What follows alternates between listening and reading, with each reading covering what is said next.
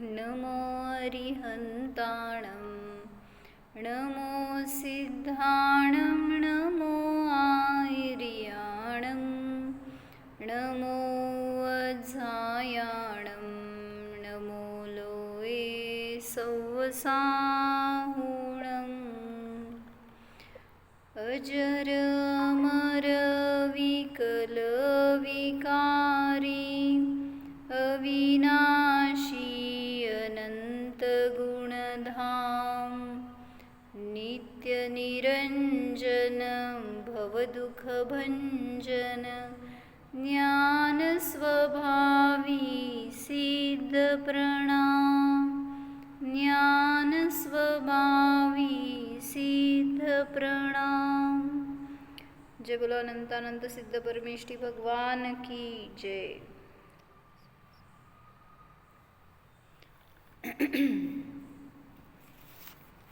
सिद्ध भगवान हमारे लिए आदर्श स्थानीय है, शरण स्थानीय है, श्रद्धा स्थानीय है। तो उनके जैसा बनने के लिए हमें क्या करना है? उन्होंने जो उपाय किए उन उपायों का हमें अवलंबन लेना है। कौन से उपाय किए? सिद्ध बनने के लिए सभी मुनिराजों ने कौन से उपाय किए? सबसे पहला उपाय किया ध्यान, आत्मा का निर्णय, आत्मा की अनुभूति, आत्ममय परिणति। ये उनका सबसे पहला कर्तव्य था, पहला पुरुषार्थ था। तो सभी जो भी सिद्ध बने हैं तो उन्होंने पहले आत्मा का निर्णय किया है। मैं स्वयं आत्मा हूँ, सिद्ध स्वभावी हूँ, ऐसा जाना, उसका स्वाद लिया, आनंद लिया, तभी उनको भी ये सिद्ध दशा प्रकट हो सकी। तो हमें भी सिद्ध पद प्राप्ति के लिए क्या करना है? तो स्वयं का अनुभव ही सबसे इम्पोर्टेंट चीज़ है। उसके बाद में व्यवहार से जो हम अब सभी देख रहे हैं, क्या जिसमें वंद्य वंदक भाव आता है, द्वैत नमस्कार आता है, वो अलग चीज़ हो गई। मतलब क्या बताया? वो सिद्ध और मैं सिद्ध आत्मा, ऐसे जहाँ पर दो का भेद हो गया तो वो द्वैत नमस्कार हो गया। और मैं ही सिद्ध स्वरूप हूँ, ये अद्वैत नमस्कार हो गया। तो वंद्य और वंदक भी कहाँ कैसे लगाते हैं? वंद्य यानी कौन? वंदक यानी कौन? वंद्य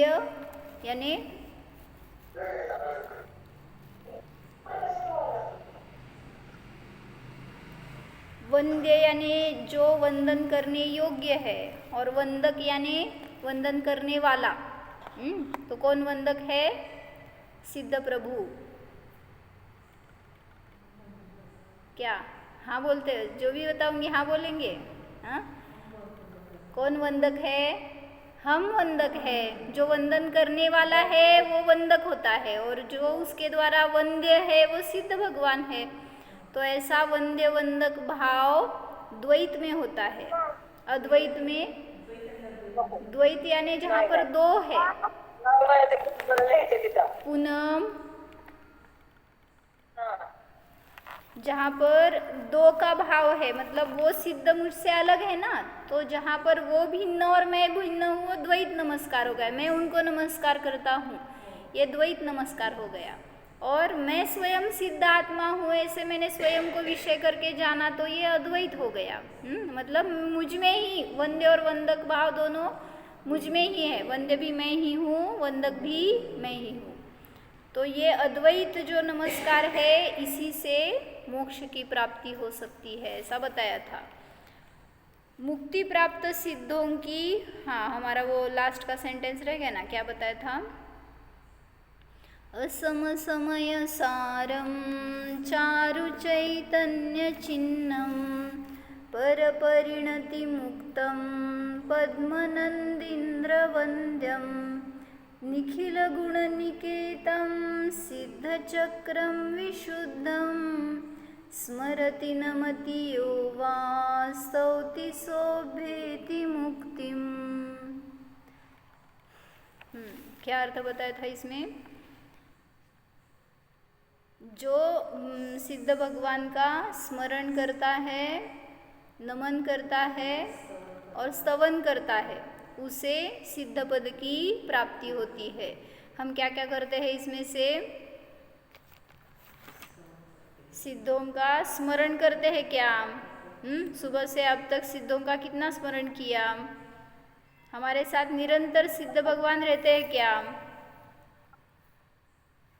हाँ बोलो, एक तो नहीं, झूठ मत बोलना। आपके साथ सिद्ध भगवान रहते हैं हर समय।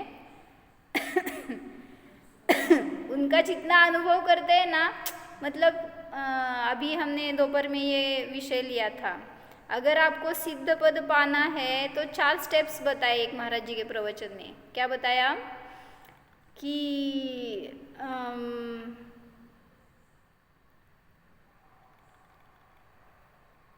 पहले सिद्धों को जानो, फिर सिद्धों को मानो, फिर मतलब अभी समझ लेना, वो एक ही साथ होता है। सिद्धों को जानो, मानो, ध्याओ और पाओ। बताओ क्या क्या?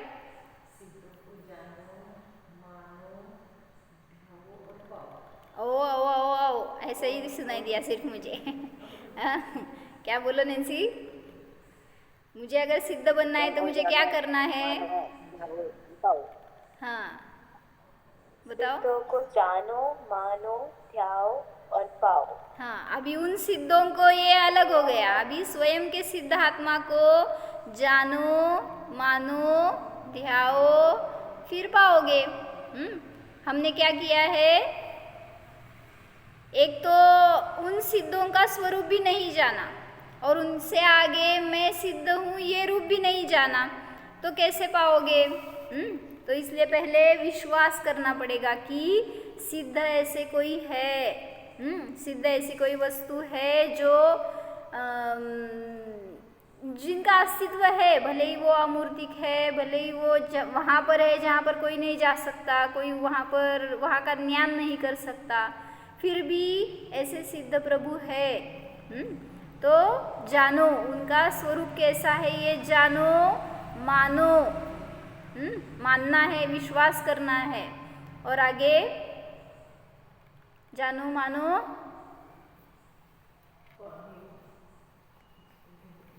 ध्याओ और पाओ। तो उनका ध्यान करेंगे तो उनकी प्राप्ति होगी, हमारा स्वयं का ध्यान करेंगे तो स्वयं की प्राप्ति होगी। पाओ कैसे पाएंगे?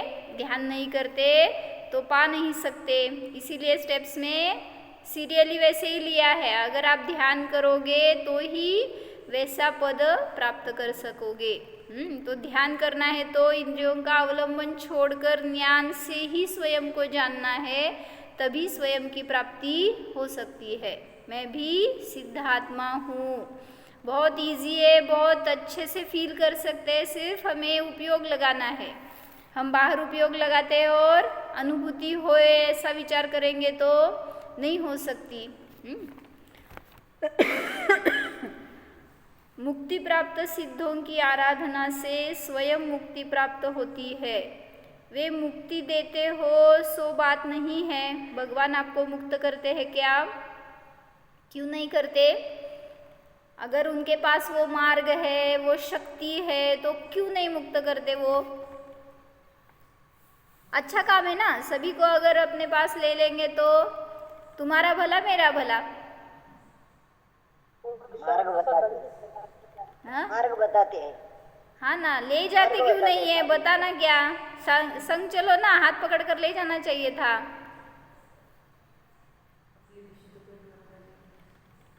हे काम स्वतःला करायचंय ना।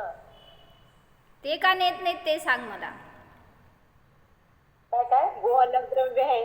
हाँ सिद्ध भगवान अलग द्रव्य है और हम अलग द्रव्य है। हाँ बराबर है ना। और एक द्रव्य दूसरे द्रव्य का कुछ नहीं करता। ठीक है, क्यों नहीं करते ये मेरा प्रश्न है। ये तो अच्छाई का काम है ना, कल्याण का कार्य है, वो क्यों नहीं ले जाते हमें? थोड़ी ऐसे कुछ गलत कार्य तो नहीं है, बराबर हेतु बताओ।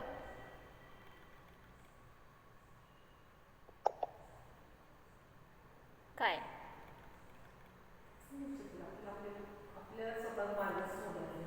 का ते का नेत नाहीत? सगळ्यांना नेल्यावर तिथं प्रत्येक पॉप्युलेशन स्त्रीला वाढेल. आपल्या आपल्या पुरुषार्थाने कोणाला कशाची चिंता, तिथं पॉप्युलेशन वाढत नाही, काळजी करू नका, भरपूर जागा आहे. आणि तुमच्यामध्ये सूक्ष्मत्व प्रगट झाले ना, एका सिद्धांच्या ठिकाणी अनंत सिद्ध राहू शकतात, काय काळजी करू नका. मूळ उत्तर काय? मेन मेन आंसर दो. सिद्ध भगवान हमें क्यों नहीं ले जाते नैन्सी?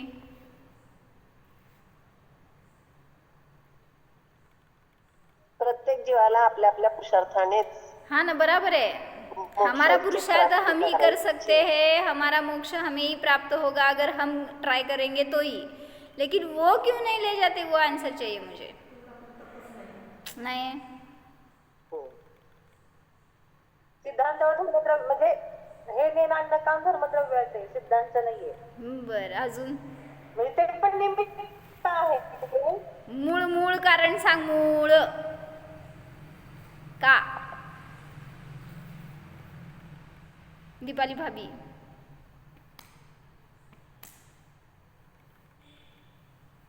अभी आप ही बता दो. मेन मेन कारण क्या है जो मुक्ति के लिए आवश्यक है? दीदी सुना नहीं क्वेश्चन. सिद्ध भगवान हमें मुक्ति क्यों नहीं देते? आप हमारे सामने बैठो, आप सब सुनते हैं, नहीं तो किसी अलग का सुनते बैठते हैं, पता है मुझे. काव्या, सिद्ध भगवान आपल्याला सिद्ध शिलेवर का नेत नाहीत? सिद्ध भगवान निमित्त है, कोई द्रव्य किसी का कुछ करने ना झालं की ते बताया, वो बताया, लेकिन मुझे मेन मेन हेतु चाहिए. उपादान. और वो क्यों नहीं ले जाते? हम क्यों नहीं जाते? वो हमारा उपादान, वो हमें क्यों नहीं ले जाते? जे देतात नेतात ते भगवानच नाही. बर, का नाही नेत हो? का का का? नेतात ते भगवानच नाही. बर, अजून संसार का व्यवस्था नहीं खराब हो जाएगी, वो हमें लेकर. एक रागी मेरा, उनको रागद्वेष नहीं किसी. हाँ, ये आंसर चाहिए मुझे. उनको किसी के प्रति मोह नहीं है. अगर आपको ले जाएंगे, दूसरे को छोड़ जाएंगे तो द्वेष हो जाएगा, ऐसा बताना पड़ेगा. मतलब किसी को ले जाएंगे, किसी को नहीं ले जाएंगे तो नैन्सी, हाँ, तुम्हें ले जाएंगे, भैया को छोड़ जाएंगे, नहीं उल्टा, भैया को ले जाएंगे, तुझे छोड़ जाएंगे, तो कैसे सिद्ध है? ऐसे रहते हैं क्या? मतलब क्या हुआ? भेदभाव हुआ. जहाँ पर भेदभाव मोह है वहाँ पर भेदभाव है.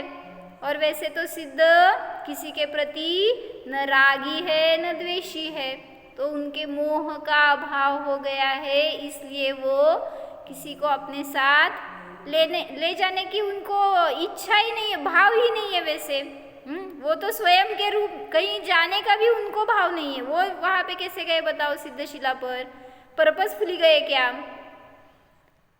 वो भी सिर्फ अपना ध्यान करते करते उनको वो पद प्राप्त हो गया है, वो स्थान प्राप्त हो गया है. वहाँ जाना है इसलिए उन्होंने ध्यान नहीं किया. तो इसलिए हमें भी कोई ले जाने वाला नहीं है. वो स्टोरी सुनाई थी ना, क्या हुआ था? वो पिग ही था ना, क्या बोलते? सुअर. हाँ, बेडूक नाही हो, सुअर असते ना, म्हणजे डुक्कर. तर ते त्या पाण्यामध्ये चिखलामध्ये बसलं होतं आणि हाँ, उसको बहुत दुख हो रहा था कि कितनी मेरी डिफ़िकल्ट लाइफ है, मेरा कैसे उद्धार होगा, मुझे भी कहाँ जाना है? स्वर्ग में जाना है.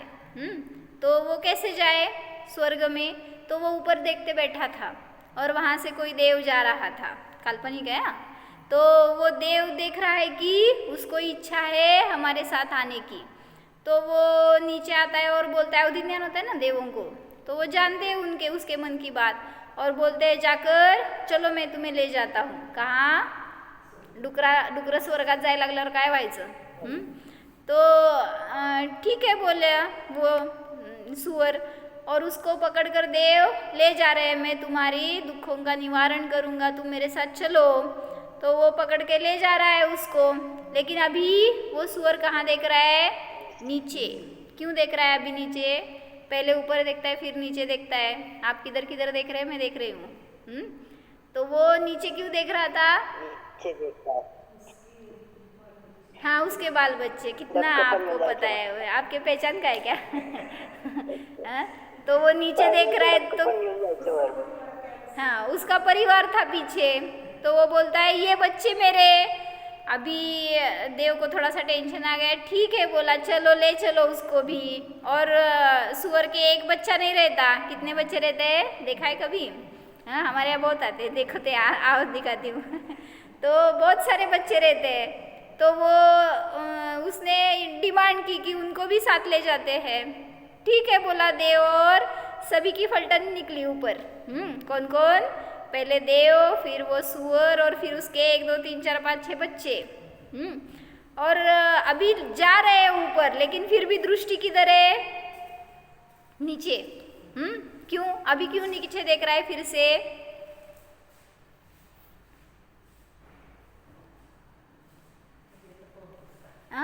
कोई नहीं था अभी पीछे उसका। हाँ, तो वो देख रहा था वो मेरे पाणी का काय म्हणायचं डबक्याला होता हिंदीमध्ये? अवघडच आहे. डबक्याला हिंदीमध्ये काय म्हणायचं? डबकं होय, छोटस. ओ बोला नैन्सी, क्या बोलते? पिग कहाँ पर रहता है? वो क्या रहता है? पॉड पॉड बोलते हैं ना, क्या बोलते हैं?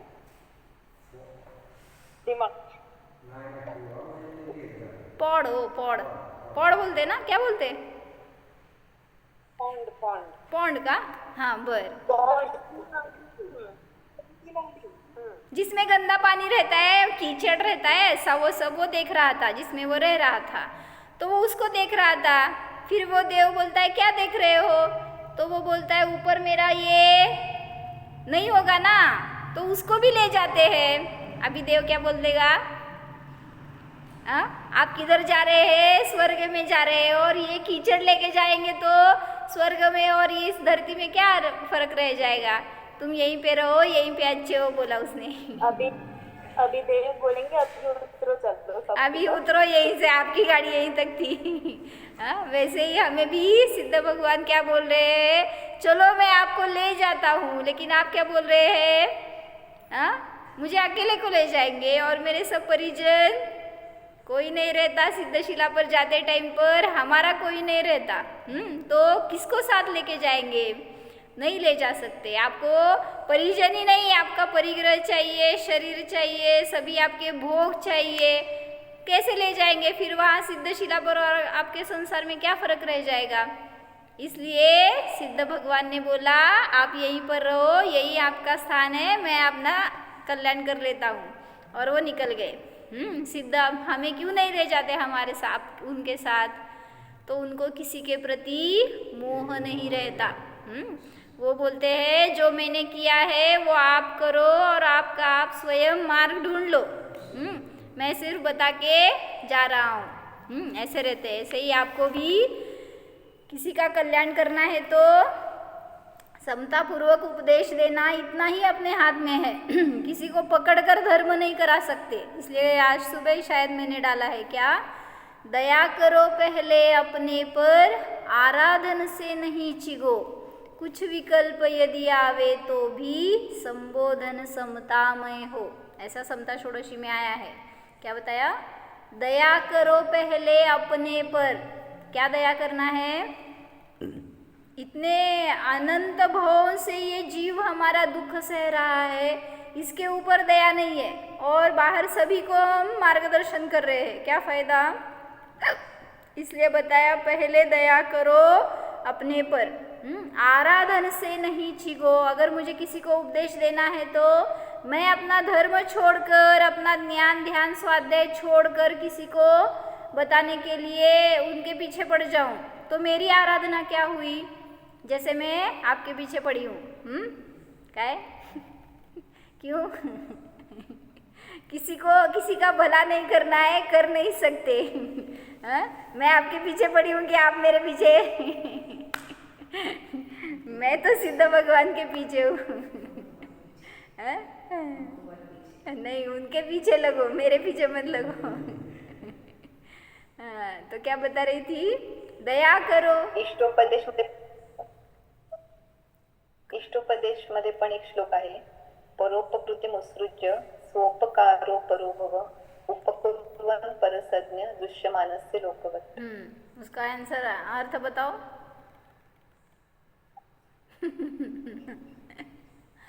परोपकार करना छोड़कर स्व का उपकार करो। हाँ, परोपकार करते हुए लोग देखे जाते हैं, अज्ञानी लोग। उपकुर्वन् परस्याज्ञो दृश्यमानस्य लोकवत्, वो अज्ञ है जो पर के ऊपर उपकार करते हैं, इसलिए परोपकार छोड़कर पहले स्वयं के ऊपर उपकार करो।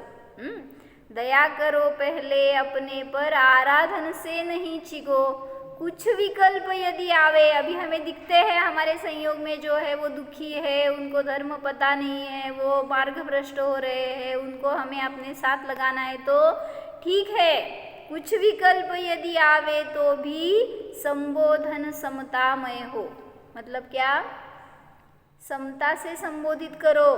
आप अपना उनके प्रति अनुराग रहता है, उनके प्रति द्वेष रहता है, इसलिए आप समझाने जाएंगे तो आपका भी धर्म गया और वो भी गए। इसलिए संबोधन करना है तो समतामय करो।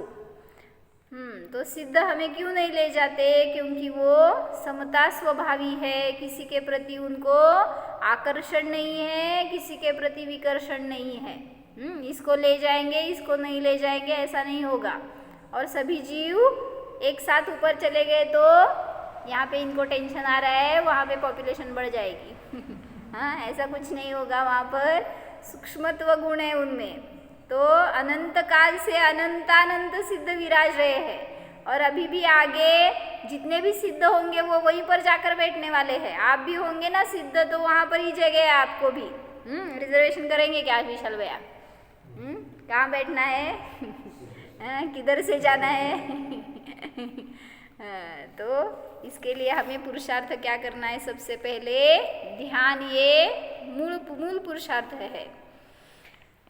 वे मुक्ति देते हो सो बात नहीं है, किंतु पूजक स्वयं अपनी निर्मलता से मोह को निर्बल करता हुआ, या और ठीक कहो तो वह अपनी स्थिरता को बढ़ाता हुआ, मतलब अपनी विशुद्धि बढ़ाता हुआ एक समय वह प्राप्त कर लेता है और हमेशा के लिए अपने में पूर्ण स्थिर हो जाता है। कोई अगर साधक है और वो सिद्धों को अपना ध्यान का विषय बना रहा है और उनके विचार के अनंतर स्वयं को सिद्ध स्वरूप जान रहा है, तो वो ऐसी दशा प्राप्त कर लेगा जहाँ पर स्वयं में पूर्ण स्थिर हो जाएगा हमेशा के लिए। यदि वंद्य वंदक भाव अपनी सहज सिद्ध आत्मा में ही घटाना चाहो तो जो क्या बोला? वंद्य यानी कौन? वंदक यानी कौन? वंद्य, जिनको हम वंदन करते हैं वो वंद्य, और वंदक यानी वंदन करने वाला। क आया है ना वहाँ पर, वंदक तो करने वाला, वंदन करने वाला मैं, और वंद्य सिद्ध भगवान। ऐसे जहाँ पर वंद्य वंदक भाव बहिरंग में हो तो वो हो गया द्वैत, और यहाँ बता रहे हैं यदि वंद्य वंदक भाव अपनी सहज सिद्ध आत्मा में ही घटाना चाहो तो जो विशेषण मुक्त सिद्ध में द्रव्य और पर्याय से लागू है, यहाँ द्रव्य रूप से लागू करना, और पद्म कमल को कहते हैं, यहाँ हृदय रूपी कमल को लेना, उसको आनंदित करने वाला जो पद्मनंदींद्र वंद्यम लिखा है ना वहाँ पर, क्या? असम समय सारम चारु चैतन्य चिन्हम परपरिणति मुक्तम पद्मनंदींद्र वंद्यम। तो उसका अर्थ बता रहे हैं। पद्म यानी कमल, पद्म हृदय रूपी कमल अर्थ लेना है उसको। नंद यानी आनंदित करने वाला, जो इंद्र यानी आत्मा है उससे वंदनीय पद्मनंदींद्र, एक्चुअली है वो पद्मनंदी आचार्य, लेकिन उसका भी उन्होंने अध्यात्म निकाला है। हृदय कमल को आनंदित करने वाला ऐसा इंद्र यानी अपना स्वयं का आत्मा। क्या समझ में आया? पद्मनंदींद्र का अर्थ क्या? पद्मनंदी इंद्र या पद्मनंद इंद्र। पद्म यानी हृदय कमल और नंद यानी उसको आनंदित प्रफुल्लित करने वाला कौन? इंद्र यानी अपना आत्मा।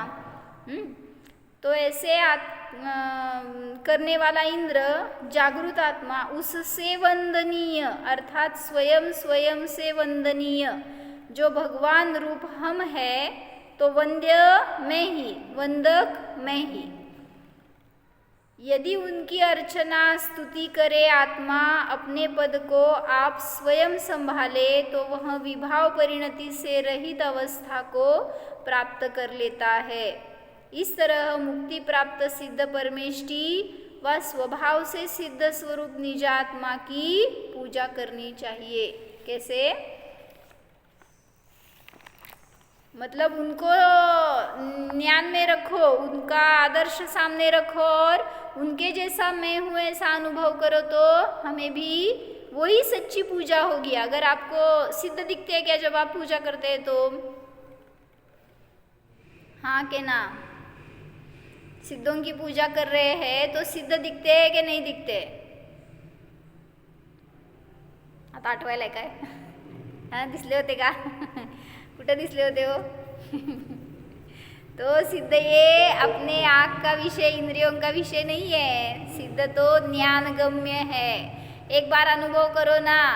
मतलब मैं बता रही हूँ हर रोज, लेकिन मुझे अनुभव बहुत अच्छा आ रहा है जब मैं सामायिक के लिए बैठती हूँ ना। बस उन सिद्धों का ही विचार और एक सिद्ध वैसा मैं हूँ, ऐसा चिंतन बहुत अच्छे से हो रहा है। एक फील करना है बस आपको। ये समझ में तो आया है सभी सिद्धों का स्वरूप कैसा है। हाँ, कल हमने क्या बताया था ये याद रखो। मैं क्या बता रही थी ध्यान के लिए? क्या 8 गुण कौन से सिद्धों के? परसों ये हमने लास्ट में छोड़ दिया था प्रकरण। सिद्धों के 8 गुण कौन से हैं?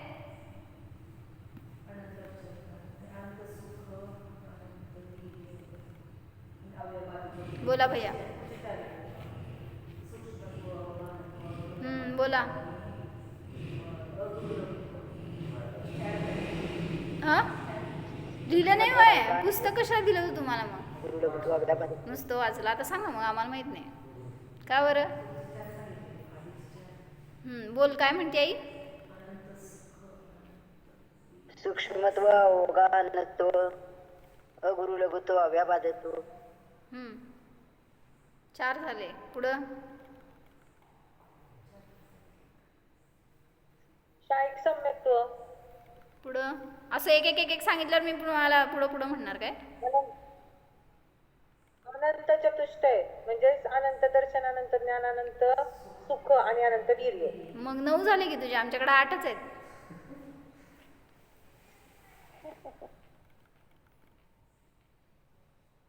कोण आहे सिद्धाचे रिलेटिव्स? कुठे ठेवलंय पुस्तक? आहे का? असलंय काम यांचं. पीठिका पण घेऊन बसा म्हणजे. बोला दीपाली. सम्यक्त्व, शाईक चारित्र, अनंत वीर्य. नाही नाही नाही नाही नाही. आहे का? असं वाटतंय ना आपल्याला की आपण सगळ्या सिद्धांना आता इत्थंभूत जाणतो. असं मला पण गैरसमज झाला होता. मी काल काढल्यावर शास्त्र मला कळालं.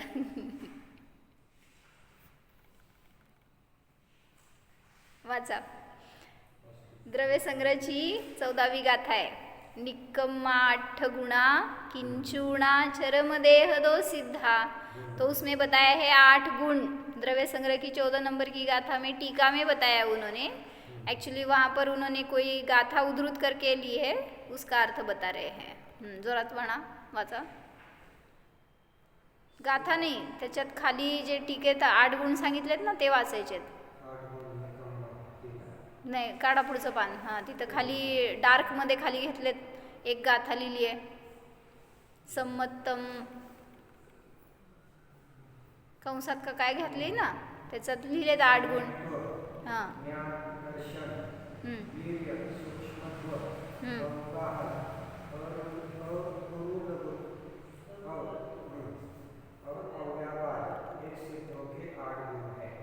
अव्याबाद खाली जावा, अजून खाली जावा.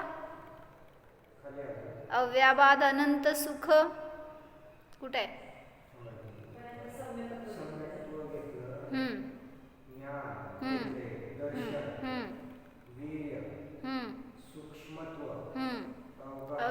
अवगाहनत्व, अगुरुलघुत्व, अव्याबाद अनंत सुख. खाली लिहिलंय का तसं? एका ठिकाणी लिहिलंय की अव्याबाद अनंत सुख असं.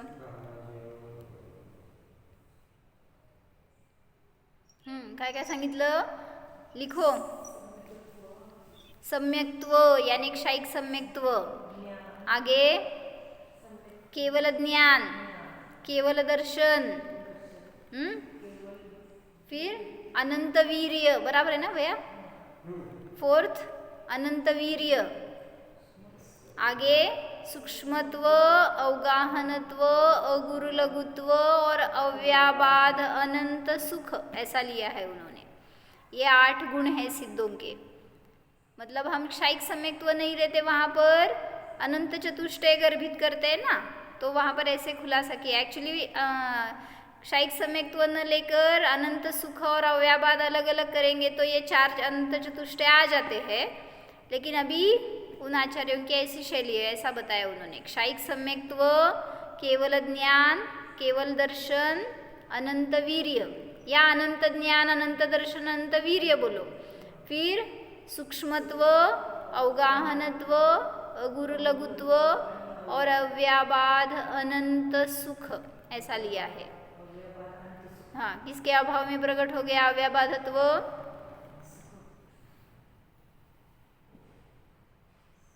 वेदनीय कर्म के अभाव में. तो अभी अव्याबाद अनंत सुख का भोग ले रहे हैं. वेदनीय है तो साता का उदय है, असाता का उदय है, ये देखते हैं. लेकिन वेदनीय नष्ट हो गया तो अभी किसी की बाधा नहीं है, ऐसा अनंत सुख का स्वाद ले रहे हैं. तो ऐसे सिद्ध भगवान है. उनका परिचय किस लिए करना है? अगुरुलघुत्व के बाद क्या बोला आपने? क्षायिक सम्यक्त्व, अनंत ज्ञान, अनंत दर्शन, अनंत वीर्य. फिर सूक्ष्मत्व, अवगाहनत्व, अगुरुलघुत्व और अव्याबाद अनंत सुख.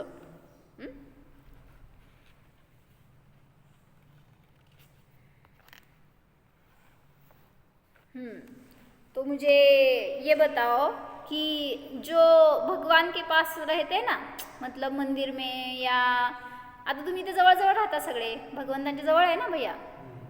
तो जो भगवान के पास रहते हैं उनसे भगवान को अधिक प्रेम रहता है कि दूर रहते हैं उनसे अधिक प्रेम रहता है? हाँ? जाने दो, ऐसे पूछती हूँ. जो भगवान के पास रहते वो जल्दी मोक्ष जाते हैं या जो दूर रहते वो जल्दी मोक्ष जाते हैं? कैसे? जो अपने पास ज्यादा रहते हैं वो जल्दी मोक्ष जाते हैं. हाँ, आप किसके पास है?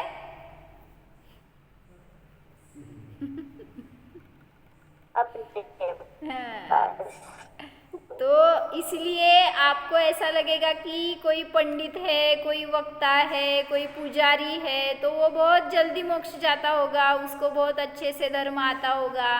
गलतफहमी में मत रहो, क्योंकि जो जिसके पास ज़्यादा रहता है ना उसको उसकी उतनी वैल्यू नहीं रहती. और ठीक है, ज्ञान हो तो हो भी सकता है, नहीं ऐसे नहीं. लेकिन बोलते हैं ना अति परिचय अवज्ञा. जिसको अति परिचय होता है ना, ये नहीं हमें पता है, ये ऐसे करना है ना, कर लेंगे हम, मतलब उतनी वैल्यू नहीं रहती, उसका इम्पोर्टेंस नहीं रहता. इसीलिए तो बहुत सारे ऐसे विद्वान देखते हैं हम कि उनको वैराग्य कम रहता है, रागी ज़्यादा रहते हैं.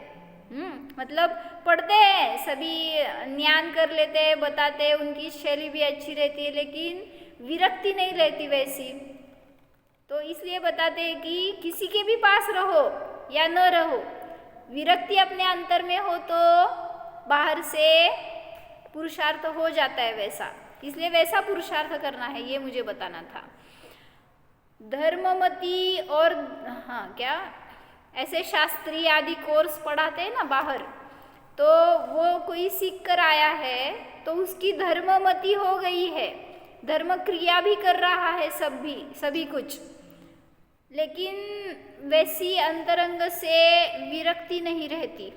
वैसा संयम का पुरुषार्थ, वैसे महाव्रत लेने की प्रेरणा अंतरंग से बहुत कम रहती है। इसलिए बता रहे हैं कि किसी के पास रहो न रहो, स्वयं के पास रहो।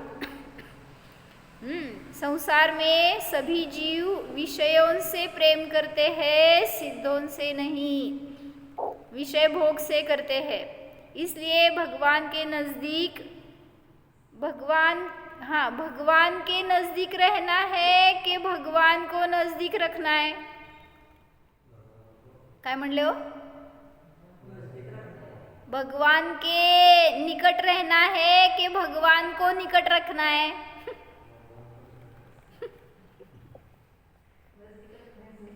भगवान को निकट रखना है। शब्दात जाऊ नका, नुसतं तसा भावात जावा, हे सांगायचंय। भगवान को अपने पास रखो, अपने ज्ञान में रखो, उन भगवान को नहीं, इस भगवान को।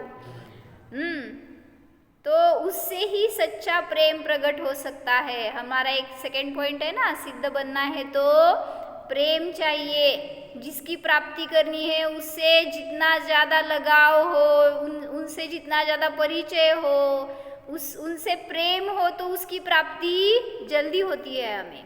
इसलिए भगवान ने हमें वस्तु व्यवस्था बताई तो वह कैसी है? स्वतंत्र और स्वाधीन है। जिसको भगवान अच्छे लगते हैं उनको उनकी वस्तु व्यवस्था भी रुचती है। क्या बोलते, उसका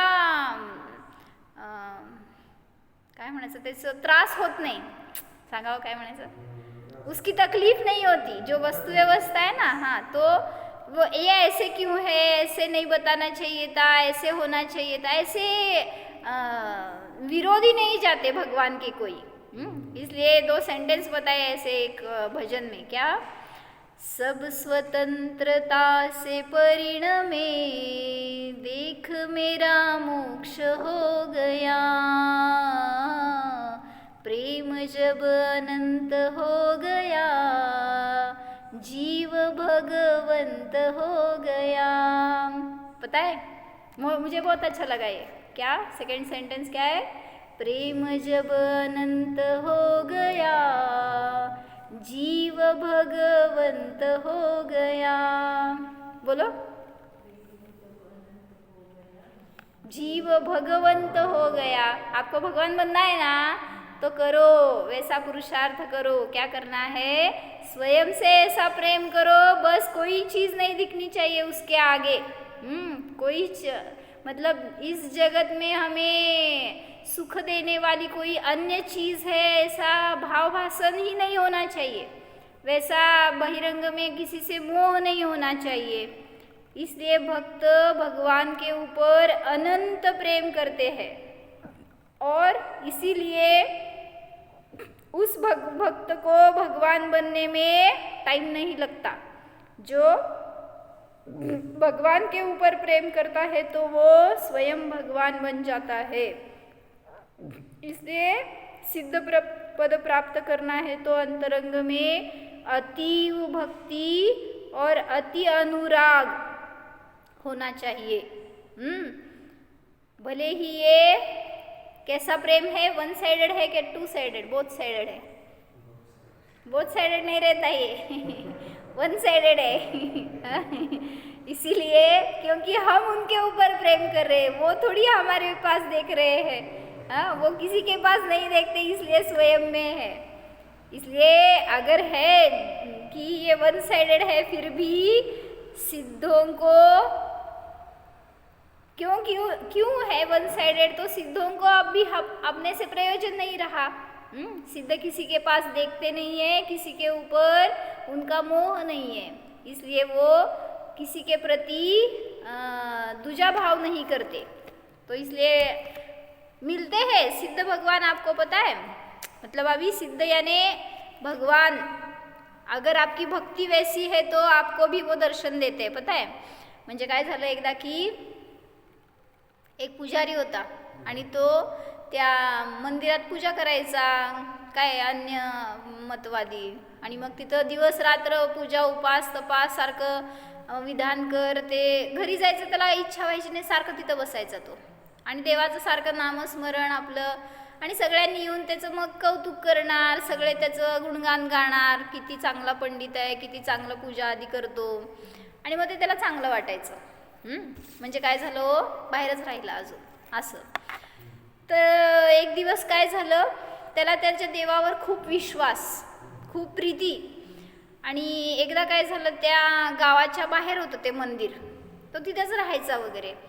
तर गावात पूर आला, आणि मग ते गावातलं सगळे घरं रस्ते सगळे बुडाले, आणि आता ते पुराचं पाणी हळूहळू मंदिराकडं आलं, आणि मंदिर पण हळूहळू बुडायला लागलं.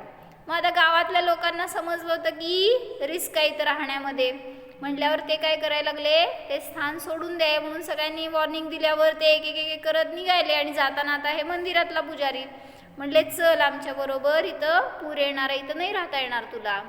तो म्हणला, नाही, मी देवाला सोडून येणार नाही. मग आता पहिले लॉट गेला, त्यांनी सांगितलं, त्याचं ऐकला नाही.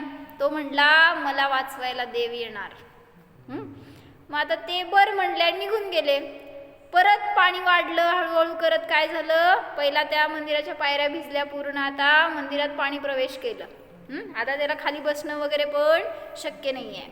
परत ते काय म्हणतात रेस्क्यूअर्स असतात ते आले, आणि त्यांनी म्हटले, चल मी तुला घेऊन जातो. तर हा म्हणतो, नाही, मला वाचवायला भगवानच येणार. मर म्हणले, बस म्हणले असंच. आणि मग ते असं करत आता पाणी पूर्ण वाढलं, तर ती देवाची मूर्ती बुडायला लागली, एवढं पाणी वाढलं. आता त्याला छतावर जाऊन बसावं लागलं मंदिराच्या. आता तो म्हणतोय, देवा वाचवायला ये, वाट बघतोय इथं मी, एवढं तुझं आयुष्यभर सेवा केली तर तू काही येतच नाही आहेस. आता ते वर बघून ओरडायला लागलाय देवाकडं. आणि तेवढ्यात पाणी पूर्ण, आता ते काय म्हणायचं, शिखर राहिलं होतं, त्याला धरून उभारला होता तो, आणि पूर्ण बाकीचं खाली गेलं होतं पाण्यात. तर वरून हेलिकॉप्टर आली, आणि त्या हेलिकॉप्टरने काय केलं, बघितलं की हा अडकलाय म्हणून, आणि त्यांनी म्हणले, चल तुला नेतो आम्ही. तो म्हणला, काय नाही, मला वाचवायला देवच येणार. आता काय करायचं. मग गेला ते हेलिकॉप्टर पण, आणि पाणी वाढलं, हा बुडला आणि गेला देवाघर. आणि मग देवाच्या समोर जाऊन उभारल्यावर म्हणला की तू हे चांगलं केलं नाहीस. काय, तो म्हणाला की मी तुझी आयुष्यभर सेवा केली, एवढं तुझ्यावर प्रेम केलं, पण तू मला वाचवायला आला नाहीस. देव काय म्हणाला, देव म्हणाला, तू माझी सेवा काय केली, भक्ती केली, तुला कळलंच नाही मी काय आहे का. म्हणला, मी एकदा नाही 4दा आलो तुझ्याकडं, पण तू काय केलं, तू मला ओळखलंच नाही. पहिल्यांदा आलो तर त्या गावकऱ्यांच्या रूपात आलो, पण तू मला ओळखलं नाहीस. दुसऱ्यांदा आलो, ते नेव्हीवाले आले होते, त्यांच्यामध्ये नेव्हीवाला बनून आलो, पण तू मला ओळखलं नाहीस. आता ते हेलिकॉप्टर आली होती, त्यांच्याकडनं मी आलो होतो, पण तुला यायचंच नव्हतं माझ्याबरोबर. म्हणले, कोण वाचवणार तुला. असं म्हटल्यावर आता ते भक्त काय म्हणणार, तुमच्या सगळं खाली पान घालून बसते. म्हणजे त्या भक्ताला कळालं की आपण खरोखर भगवंतांना ओळखलंच नाही.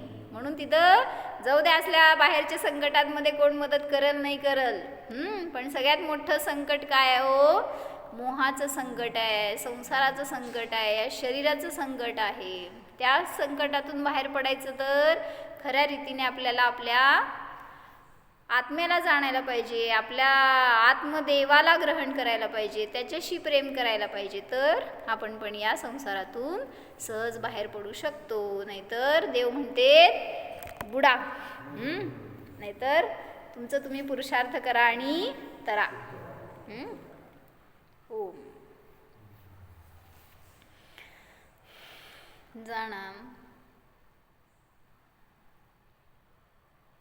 स्वतःच्या सिद्ध प्रभूला जाणा. हा मी आत्मा निसंग स्वरूप आहे. पहा, मला या परिग्रहाची आवश्यकता नाहीच. या परिग्रहाचा मोह माझ्यामध्ये नाहीच. मी तर निर्मोह स्वरूप आहे, निराकुल स्वरूप आहे.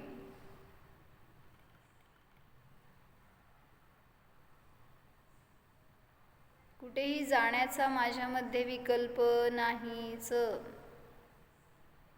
सिद्धशिला हे माझे स्थान नाही. असंख्यात प्रदेशी स्वक्षेत्र हेच माझे खरे स्थान आहे.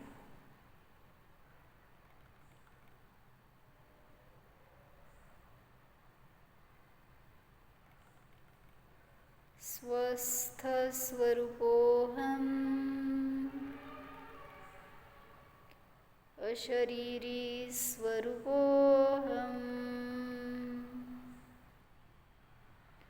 ओम